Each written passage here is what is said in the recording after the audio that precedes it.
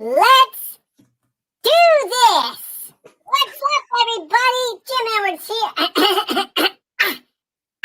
Mr. Pickles here, along with Dean Edelson. What's up, Dean? Mr. Pickles.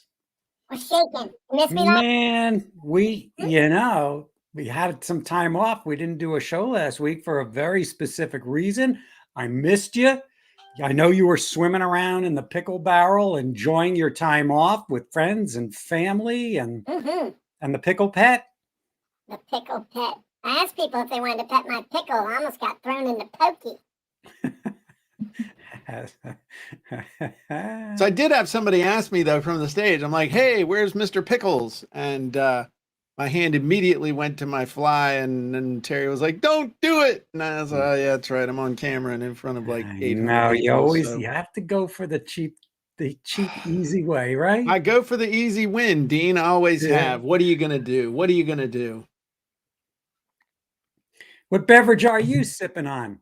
I am sipping on a chai latte. And Make it yourself? Did I make it myself? Yeah, I stuck the thing in the Keurig and hit the button. I made it myself. There you go. Yeah. Japanese sencha tea. Okay. It's my morning drink. Well, it's not morning, Dean. It's just afternoon in my time, and it's still, so this is my lunch beverage too.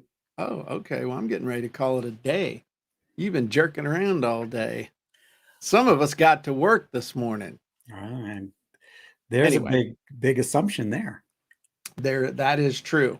So ask me, Jim, anything interesting happen at Funnel Hacking Live? Hey, Michael, thank you. Jim, I have to ask you, because this has been on my mind all week. And yeah? I don't know, what? And I don't know if anyone else has asked you this yet. I would assume not. But so this is why I'm asking you, because this is a very unique question. Has anything interesting happened to you while you were at Funnel Hacking Live? So I was standing in the restroom and some guy walked up next to me at the urinal and looked me straight in the eye and said, "Nice watch." And it made me really uncomfortable. Yeah. Where were you wearing the watch? On my wrist. So it was good to see you too, Michael. So it was interesting. I learned a bunch about. Do you know why? And you know, I'm trying to answer seriously now. Are we not doing the serious part? You know, I asked you a nice watch because he heard it going tick tick tick tick tick tick tick. Yeah. And then when I looked at him and said, "Excuse me, could you hold this for me?" That's when it really started to go downhill. Yes. Michael said I was there. So I was being a smart aleck. You know, apparently women talk in the restroom a lot. They're like just chatting each other up in the restroom. But and guys, this is because you've been in the women's restroom listening to them talk. Dead silence. I'm not even going to acknowledge that. Dead silence in the men's room. So I walked into the men's room. It was crowded. Nobody was saying a word. And I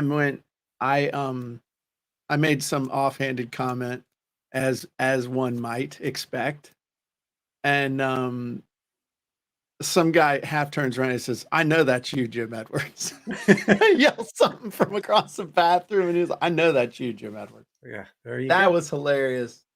There's no escaping you. That's true. Yes. So it was interesting though. I was very humbled. A few things happened that were really cool. I got to meet the folks, which was really, really cool. Hey, Amanda. Hey, Vicky. I got to meet a bunch of the folks, had a bunch of people come up to me, a bunch of 7-day ebook people were like, "Hey, Jim, I got my book done." I had people give me a copy of their book, say, "Hey, I got this done." Wow. That was neat. They brought a copy of the book all the way there to give me. And lot of people came up and told me that that Copywriting Secrets and Funnel Scripts totally changed their lives.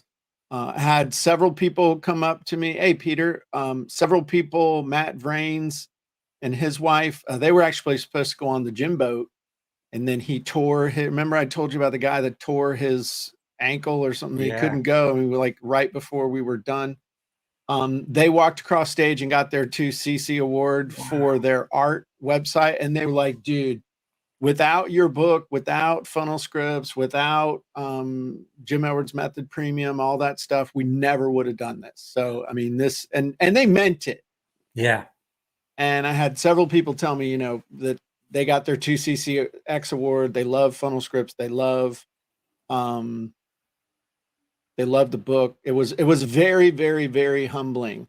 One lady I met in the hallway, and it's like, you know, you're trying to go to the bathroom, you know, your legs are crossed, that kind of thing. You're walking with your knees together, and I'm trying to go to the bathroom, and this lady is like, "Hey, Jim, can I get a picture?" I'm like, "I gotta go bathroom." But something told me, okay, stop and hold it. And this lady, she was really, really sweet. And she said, "Hey, I just want you to know that you're changing my family's life. My 15-year-old, all he wanted for his birthday was Funnel Scripts." And I'm like, "For real?" I said, "You're pulling my leg." She said, "Nope. He's really into this whole thing. I love Funnel Script. He loves Funnel Scripts, and he wanted Funnel Scripts for his birthday. So that's what he got for his birthday was Funnel Oh, Scripts." the best. And she was almost crying. And I was like almost crying. Met another young man who was in a wheelchair, and he was there with his dad, and his dad didn't know who I was. But the son, who's like 24, 25, knew. And Terry's having some problems with breathing and stuff. So they let us in early, and we didn't go sit all the way at the front. I mean, we sat at the front of the second section. And so he pulls up, and I could tell from the son, I think he had MS. I didn't want to be pushy and ask, but you could see the sparkle in the kid's eye, and he's making it happen. So I walked over to him, and I'm like, "Hey, my name's Jim. What's your name?" And I looked at his name tag, and I was talking to him. His dad's looking at me like, "Who are you coming up here talking to my kid like you're somebody?" Yeah. And the kid's like, "Oh, I know who you are," and was just, was all excited. And I stood there talking to him and stuff. And the dad was being, as dads are, being protective of his kid. Yeah. And so he didn't know, that I was a personality in the funnel hacking universe. And so, but the kid was going nuts. And that was on the first day. So that was the night I had my workshop. And I said, "Hey man, if you come to my workshop," I said, "Do you have a copy of my book yet?" And he's like, "No, I don't. I don't." I said, "Well, I'll tell you what, if you come to my workshop tonight, I'm going to give you a signed copy of my book." Well, he's going nuts, right? And his dad's like, I have no idea who this dude is. So they show up to the workshop, sign the book, give it to him. And the dad was like totally changed. Like, I really appreciate you taking the time to talk to my son and all this. And he had a stuff. And chance that to see you on stage. Right. And then and I was just hustling for people to come to my damn talk, because I was kind of scared that, because they had a choice of 4, and I'm like, "Oh man, this would really suck if They're going to want to go see Myron. Nobody came, everybody goes to see Myron Golden and nobody comes to see me." But we had a cool crowd. I was told by the ladies that were working the door. Oh, Jesse worked my door too. Jessie was working my door. So that was really cool. We got to give her a hug. Got to hang out with her a little bit. But I was told that I had the biggest room, which fed my ego. And not gonna lie, I was told I had the biggest room. That was neat. And we tried some different stuff doing the workshop. The handout went over really well. A lot of people were digging it. A couple of people were like, "I learned this already." Oh, okay, well, sorry, but what are you doing here then? You should be listening to Myron. Yeah. So, but they like the format, so we're going to be doing that online. We're going to be doing some more workshop style stuff with handouts. I think that'll be cool. Got to hang out with Carlin Bunting. You remember Carlin from the gym boat? Big, tall guy. Looks a little bit like Paul Bunyan, only not as scary. And so I got to hang out with him. That was cool. But the workshop was really eye-opening for me because I think a lot of times we try and crush everybody or make them all climb mount, kill them with knowledge, where if they could just get a couple of distinctions and a little result and some time to cook on it, that's more helpful. So that was an eye-opener for me on that. Something else I was gonna tell you. Really? I'm surprised that you say that was an eye-opener, because when you did the gym boat, the last gym boat in 2019, you had that handout, and it was every single workshop you did was, okay, this is just not sitting there listening to me talk. You're going to be participating. You're going to be working. And Right. here's a handout, and here's what you're going to do. So I'm surprised to hear you say that. But what it was even, remember those handouts that we had? I mean, I know you have a copy of the thing with there, but it was like, let's do these 10. You know what I mean? As opposed to in the workshop, I was like, we're just going to do one, and we're going to do one. So instead of doing the whole page, Yeah. it's like, we're just going to do one thing. A section. Not even a section of a section, like one thing. And then we're going to get some feedback on it. And does that make sense? It was like, Absolutely. You're not going to fill out the whole page like your productivity from 5th grade when, this workshop must be turned in before you're able to go to recess. So this is also a lesson then for your next gym boat on how to parse out those assignments. Right. And also for online workshop-y stuff. So that was good. Tony Robbins was cool. I really enjoyed that. That was good. He riled some people up with his social commentary, but he doesn't care. He's huge. So yeah, it was good. I'm glad I went. I got kind of recommitted. Oh, but the highlight. Do you want to know what the highlight of the entire thing was for me? Voxing me. Well, that's a given, Dean. Okay, the second biggest highlight. Guess. Let's see. Oh, you probably teased me with it, coming up with the aha moment for what you and I are going to be doing. No, no, that was a different thing. That actually happened outside of everything. Well, kind of, but not with this. It was seeing Dan Kennedy live for 2 hours. Oh, that's what Jesse said. Dude. That was amazing. That was like, I only have a couple of big regrets in my life that don't involve women. And one of them is I never saw Frank Sinatra live in concert. And my other one is I never saw Willie Nelson in his prime in concert. And Dan Kennedy was, oh, thanks, Joshua. Joshua says, Jim's a maniac in the gym with his pull-ups. Thanks, Joshua. Dan Kennedy gives zero flips about anything. He doesn't care what you think. I know he's always been that way. In fact, so much so that way it was kind of, even for me, a little off-putting, 20, 25 years ago, which is saying something, okay? Yeah. But he is like 35-year-old Jack Daniels. I don't drink. This is just a metaphor. But he is so irreverently smooth and just doesn't care whether you like it, but is grandpa-y enough that he won't hit you with the baseball bat. He'll just swing it at you and let you feel the air. But that was, he and Russell talked for 2 hours. And it seemed like it was 30 minutes. I was so enthralled with just everything. So of course I'm jumping on, and that was the first time I've ever seen him live. The first time I've ever seen him live. Just for whatever reason, it never, it just never worked out. We were in the same spot.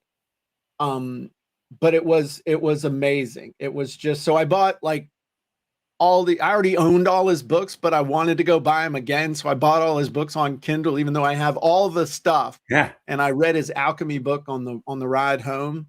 Have you read that alchemy book? Oh yeah. I mean, these are all on my, I just pulled Right, 4 from right. my bookshelf, right? Right, So- exactly. Yeah.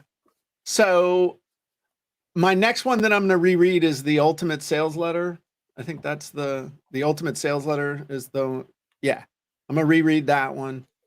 And I've got it. Now I can tell you the thing that I couldn't tell you, the Ultimate Marketing Plan. Absolutely. Now I can tell you the thing that I couldn't tell you Okay. before, or I couldn't announce. But I was a syndicated newspaper columnist for 10 years, and I've written a few articles in my life, and just an understatement, and I like selling and copywriting and stuff like that. That Dan Kennedy's had a newsletter for forever. It was Magnetic Marketing. Well, what I couldn't tell you, I couldn't anyway. I am writing a column in Dan Kennedy's newsletter quarterly. I want you to think about that. And the first one is in next month's issue in October. But I got invited. Russell bought Magnetic Marketing from Dan Kennedy's company. He now owns Magnetic Marketing, all that stuff. And they asked me to write a column, but told me I couldn't tell anybody about it. So I wrote the column and sent it in. And you talk about fanboying and also like levels of insecurity that I never have experienced for like 10 or 15 years. And so I wrote the article, and any other time, like, man, this is a damn good, look at me. But I'm like, to the editor of the newsletter, Darren, I'm like, hey, dude, did you get it? Is it okay? It's like, I don't want to say, is it good enough? I'm like, is it okay? He's like, yeah, I got it. It's like, did you read it? It's like, yeah, it looks okay. He's like, and I'm like, oh, okay. So anyway, I met up with him at Funnel Hacking Live and stuff, and told him, and he was laughing. He's like, dude, the article's fine. But I mean, to think now, looking back, like 20 years ago, Dan Kennedy's at the pinnacle of everything. And no, Dan did not redline. I don't think Dan will ever read it. But the fact that it's in his thing, me writing even just once, let alone quarterly, because they're going to have John Carlton write. He agreed to, a couple other people have agreed to. So, I mean, it's a big deal to write a column for that newsletter. And it was just newsletter is a marketing promo. Correct. Every one of these Dan Kennedy books. It's a promo for all the other books. It's a sales and everything else. Yeah. So that was pretty cool. I thought that was neat. I was just fanboying and stuff. Was pretty cool. Well earned. Yeah. Well, thank you. So that was cool. So here's what you can do now. What?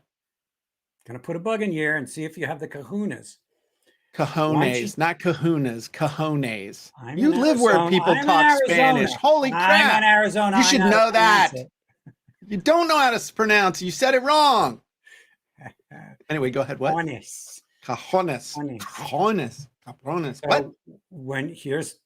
If I were you, I'd have the cojones. Cajones. When you come out with your next book, Secrets of the Avatar, I would send it to Dan Kennedy and see if he would write the foreword. He won't, but he might. At least a testimonial. He might. Dan, I'm your number one columnist in your newsletter. Come on. He might do it. You never know. That already crossed my mind. So we both have cajones. Say hello, hey Dan. Cajon. Say hello to my little friend. So it was exciting. It was cool. Also, I also got to tell you, man, it was cool to be around people again. To be around humanity and like talking to people and seeing that there are still people out there instead of keyboard warriors that are not as nice as they could be on a Zoom comment or something like that. It was just, and recommitting also,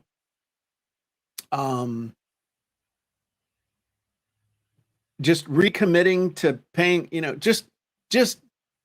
I got all this momentum going again, and enthusiasm and stuff that was waning, especially over the last 6 months with all the COVID stuff. So that was neat too. Yeah. I mean, because everybody's just been so insular for the past 20, 24 months, coming Yeah. up on 24 months now, Yeah. that you start to realize and you start to have a little more gratitude for what you had, because you don't know what you have until it's Gone. gone and you Yep. don't have it, whether it's with kids, family, friends, even the people you didn't get along with. You're going, I'd give anything just to see that guy again and go, let's pick up where we left off. It's funny, man. I want to see the replay of my talk, but there were these young kids, like 20-year-olds Yeah. sitting in the front of my thing. And the kid rolls in. He's like, hey, Jim, because one of the things I did, I'm like, everybody's in here. I'm not supposed to start talking for 20 minutes. I said, give me a mic. Let's do some Q&A or something. We're Yeah. here. I saw They're it. sitting there eating. Let's do it. And is there any reason why I can't? And there's like, That was I guess you can. yeah. and- Miles, right? He had control of Yeah. your room. Yeah. And he's like, I guess so. So I started answering questions and stuff. And this kid walks in with his buddies, like, hey, Jim, you still working out with the Navy SEAL? I said, yeah. And he's like, oh. Okay. But then I said something that he said something during the workshop, and I made a suggestion. He says, that's kind of cringy. I never heard that word before, cringy. He's yeah. like, it's kind of cringy. And I'm like, oh, okay. You want to fight? You know what? That's I great. said that Come to on him. up. And I was thinking in my head, oh my God, I'm getting old and saying stuff that I'm just thinking. I just Yeah. looked at somebody on stage and said, you want to fight? And they started laughing. And he Like just, a crotchety old grandpa. exactly. It was great. Yeah. I watched your whole talk, even the beginning, because the cameras were rolling when you got to do the Q&A. Yeah. And then when the talk started, I got this feeling like the energy of the audience changed and they got really quiet, and it felt like, oh, we should just listen and not say anything. And I could tell you were going, come on, people, where's the energy? Lighten up. Let's get into it now. Don't just sit there like you're a cardboard cutout. Yeah. I could tell it annoyed you. It didn't annoy me, but it's kind of, I wasn't the one that changed the energy. It's like, hey, we're asking questions, we're having fun. I know, thought we but were then friends. And then it's like, oh, it started. So now it's like class. Yeah, it's formal, right? It changed from Yeah. informal to formal. Yeah. So that made me think that I need to, I did the thing about the stepping on the bugs and, stomp on a The 3 mom pieces of with paper, the that 3 was pieces great. of paper. They That dug was that. real good. And then I did the stand up. Hey, you want to get rich instantly? You want to make money instantly? Turn to the right, take the wallet person and to your Yeah. left. And, just that was fun. But I need to work some more of that in. But also, You know we're it'll sitting help. there and You what? know it'll help. Good Hook material. Hook story offer. That's right. I told him I was going to turn them into great hookers. Yeah, And I a love few that. people- I love Few that. people took that out of context. Yeah. Dirty-minded people. So that was fun, and I it was learning, but it was just great to be around the folks, man. It just really was nice to be around people. And we talk, I'm not a people person and blah blah blah. You go long enough without like seeing anybody other than the same people over and over. Like I see 3 people: Terry, the lady that checks you out at the food line, and some hobo that throws rocks at my truck on the way to, to food Yeah. line. That's it. And it's just neat to see people. And it also feels like Halloween, where everybody's got a mask on and you're going, who is that? I don't remember. There Who do I- weren't a lot of the staff was wearing masks a lot of the time, like especially during check-in and stuff. I'm not even talking people even without masks. It feels like that because you haven't seen people in a long time. I'm talking about the real masks that people are wearing called their face. On their face. So What is That was- that? Where is that what you really look like? Come on, pull it up. What do you really look like? yeah, these are the people that were that are using that filter on Zoom that makes you look better. It's Yeah. like, oh crap, what happened? You see them. So got the you're thing really to make not, their teeth you're re- even white. yeah, you're you know? really not sepia in real life. No, no, So no. I got to ask you a question. What did it feel like? Because it's been in November, it'll be 2 years since you've actually been on stage. Mhm. How did that feel? You know, that's Like a really, really good question because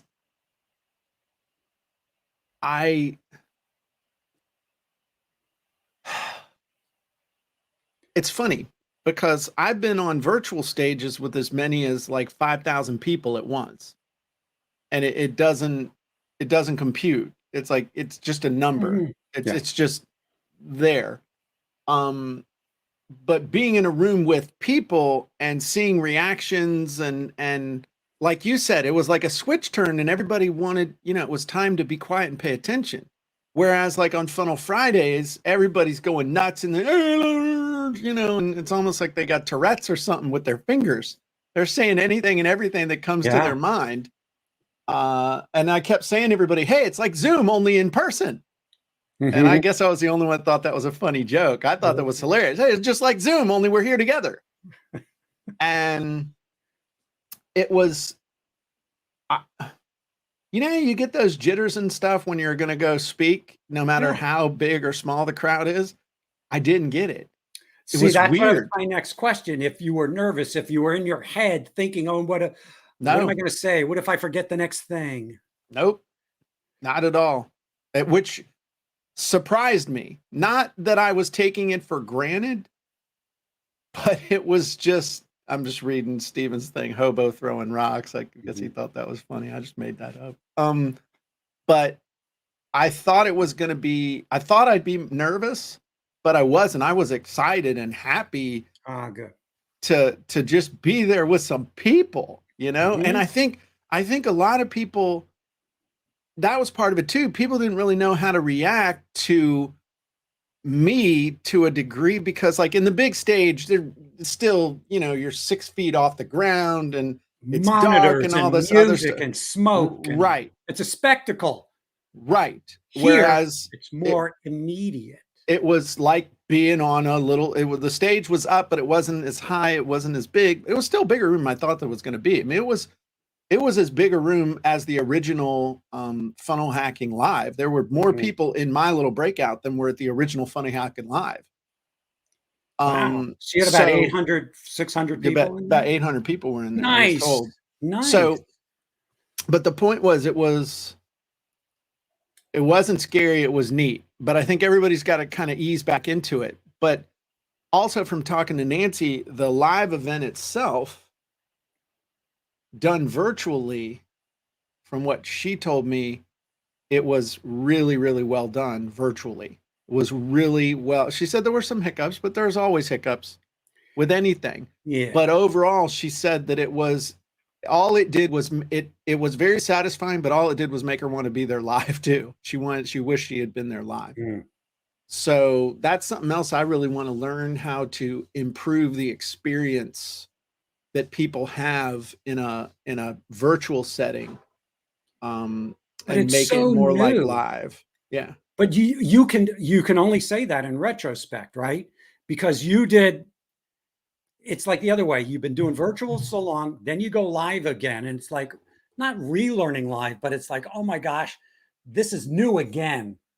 Right. And then you take that thought you just had, how can I take what I just did live and make it seem like a more personal, tactile, and emotional experience, and Right. translate that? What can I do to do that? It's like coming up. Right. Oh, what's the framework for the perfect webinar?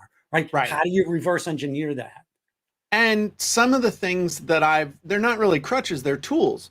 But it's like at times when I would have been like, Hey, you, 20-something little punk. You think you're tough, don't you? You want to fight? You want to fight? Mhm. You want to fight me? Yeah, you could it's do one that thing when virtually. Mr. Pickles does that, you can do that Yeah. virtually, but when you do it in person, it's like maybe it doesn't come off as well. No, it doesn't. Because But on because cartoon characters, there's no judgment. Right. Well, That's the Mr. Pickles difference. judges. That's why. Um, Yeah. so that was cool, but it was just different. So just learning, it was cool. Like a couple people that were I did something I couldn't do virtually though. There were a couple people that were really participating and being helpful, and I was able to flip them a copy of my book, and they were like, "Oh my God, that's I know awesome." that's a great thing. So that was neat. Diego asks, Jim, did you get the tingles when you were with Tony at Funnel Hacking Live? I ain't gonna lie.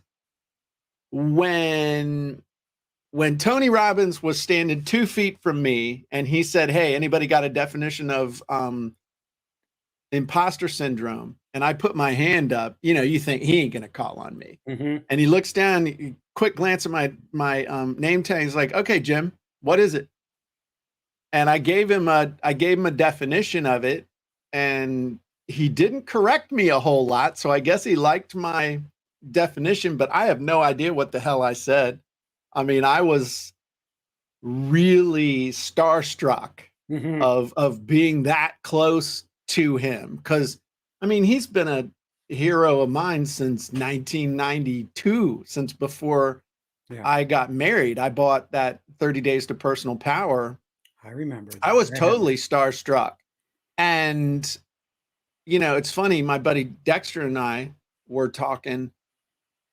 The first time we saw Tony Robbins live, we were at the Norfolk Scope.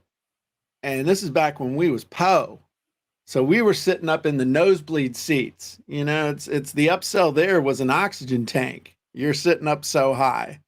And we see Tony Robbins all the way down there on the stage, man. I'm not even sure it was him, because they didn't have the big monitors back then. Yeah.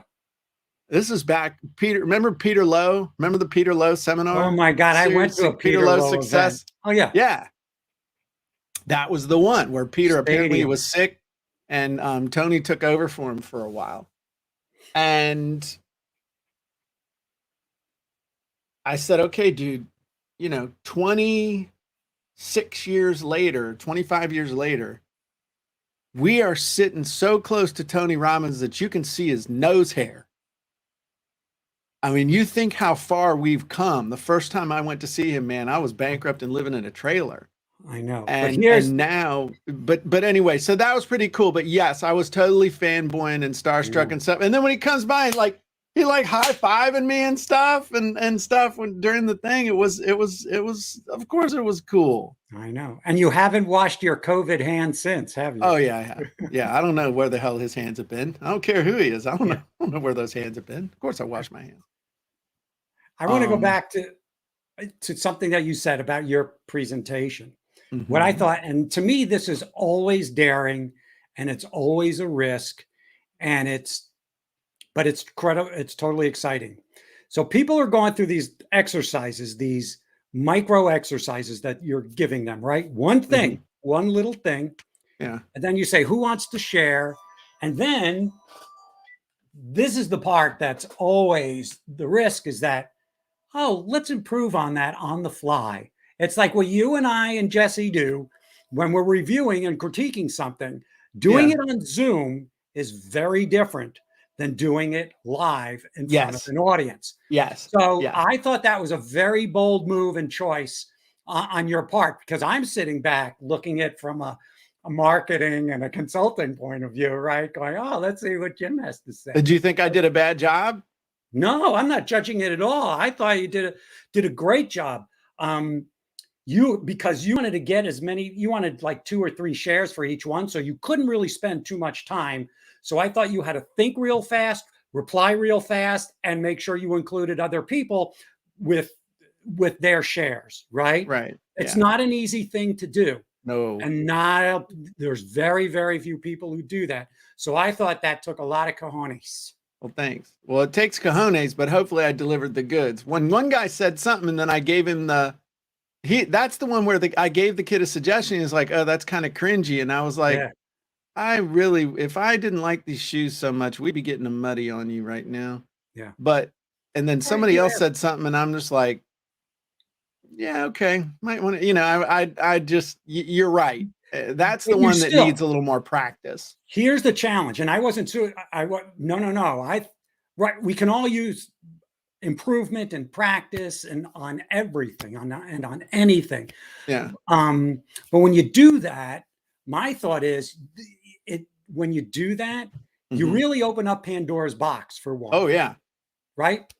And so when you get a comment like I'm cringy, no matter what happens, it's important, even if the suggestion that they yell out is like, oh man, this is a train wreck. This sucks. You got to find the good in it. You got to Yeah. look at what's great in it so that you make that audience member the hero, no Yeah. matter what. Yeah. Yeah. I wish we'd had this conversation beforehand. Again, everything in retrospect Should have and voxed in you before. hindsight. Larry says my sides hurt from howling at the image I got of some random hobo firing rocks at your diesel smoking monster truck rumbling by him several times a day. I like that too, Larry. I once did a joke when I was starting to do stand up again, and I was working the clubs and about all these, the infinite.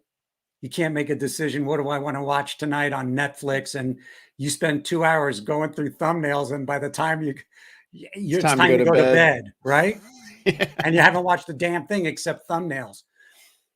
And then I saw it, and then here's how desperate you get. You get to the documentary section of Netflix. Now you really, because there's no movies, there's no series, there's no episodics. And I would just go through this laundry list of documentaries. Oh, honey, what do you think? Let's watch A Hobo's Journey. Or Sacred Goats of Ancient Tibet. Oh, that's funny. Or what is it? Ditches and Trenches of World War II. Actually, I'd watch that. Yeah.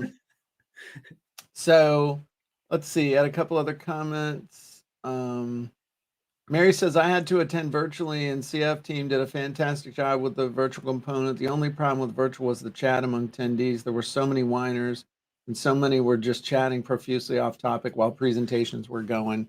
Yeah, I heard that was partially an issue, but you know what?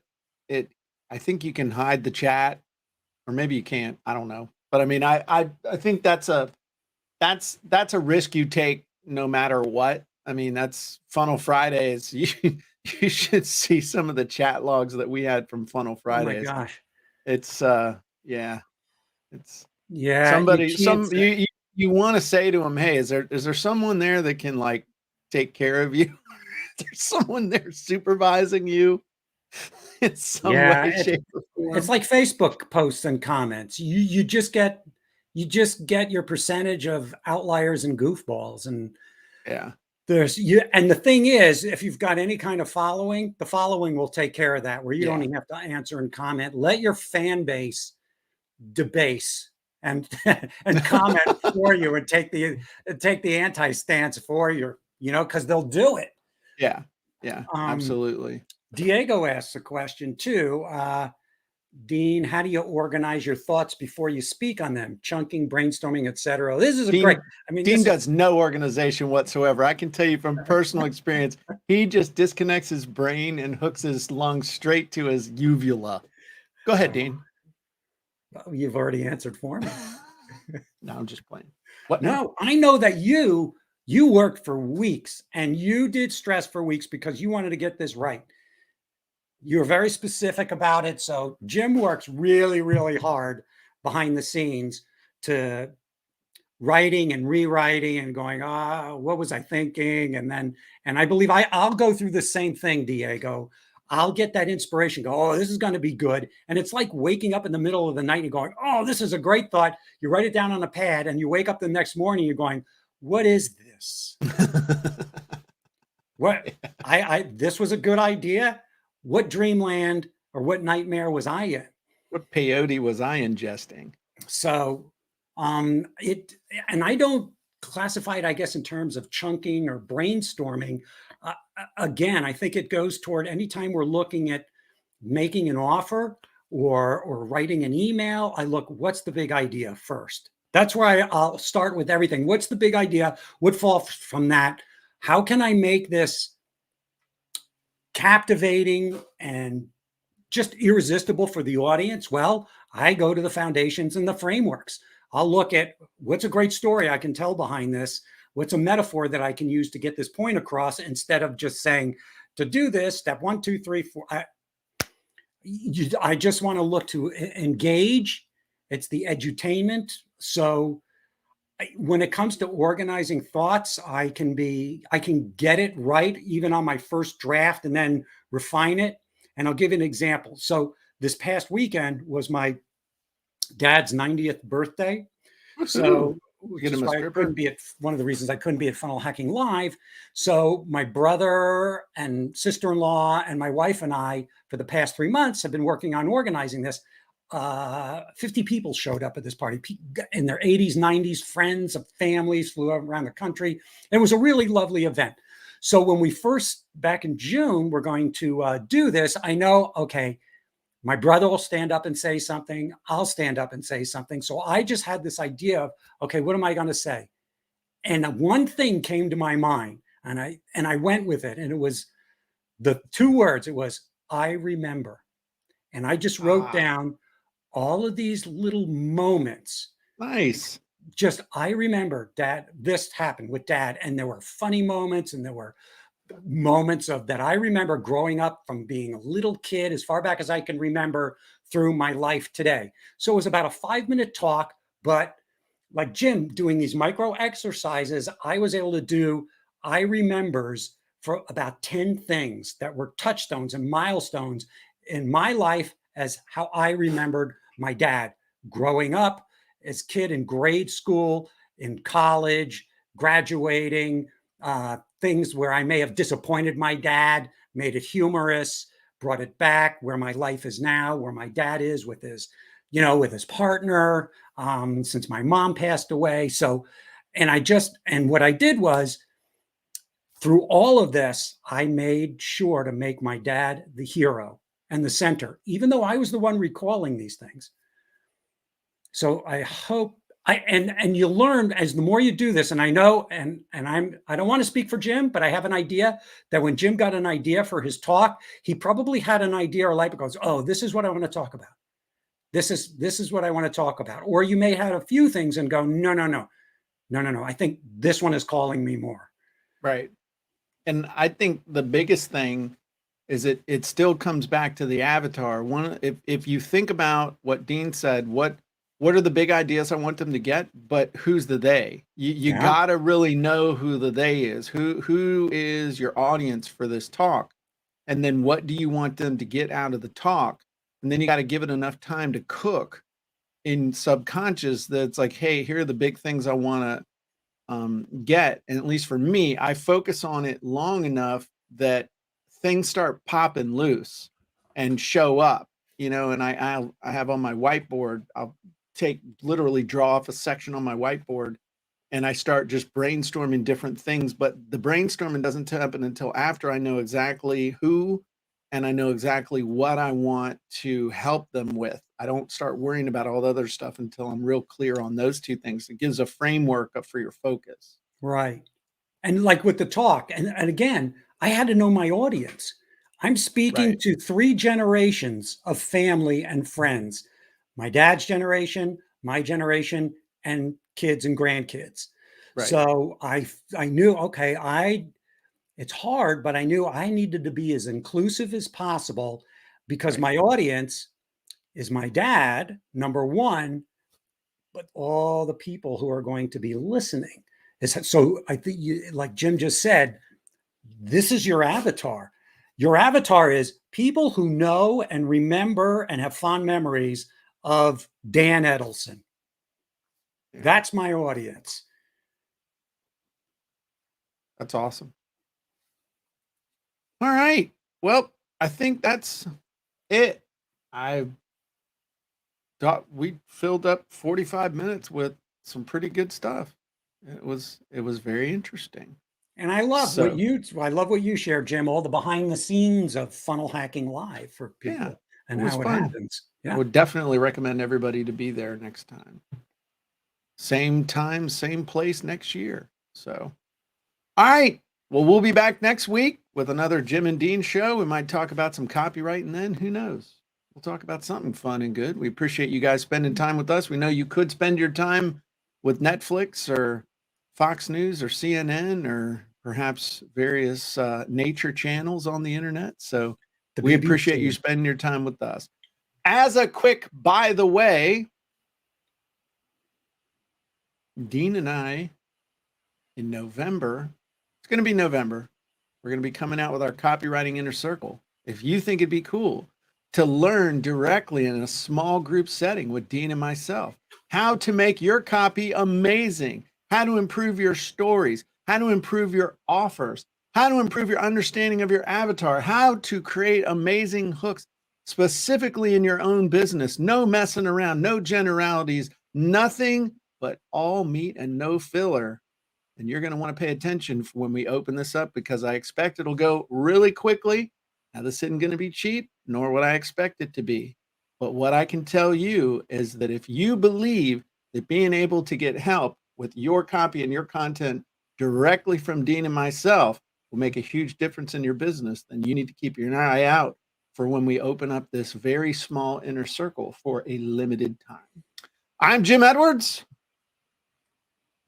I'm Dean Cojones Edelson. That's right. And we'll see you next time. Bye-bye, everybody. Bye.